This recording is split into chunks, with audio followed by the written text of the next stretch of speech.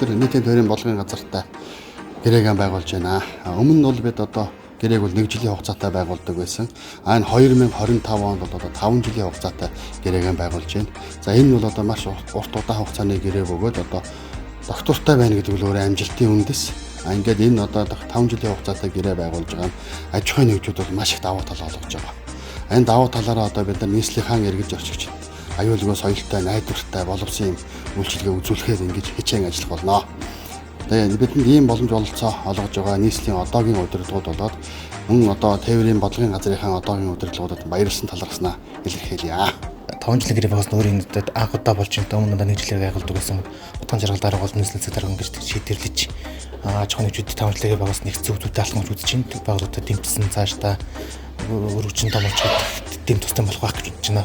Гэрээний нөхцөл маань 5 жилээр хийгдэж байгаа нь маш их олон давуу талтай. Энэ тухайлах юм бол аж ахуйн үйл ажиллагаа хийж байгаа бидний хувьд компаниуд, банк зээл, санхүүгийн байгууллагад хамтраад 1 жилийн хугацаатай тэр нь автоматар сунах эсвэл гэрээний нэмэлт өөрчлөлтөд ордог энэ тусгай зөвшөөрлөлтөд уялдаад ингээд хийж байгаа учраас маш их давуу талтай гэж үзэж байна.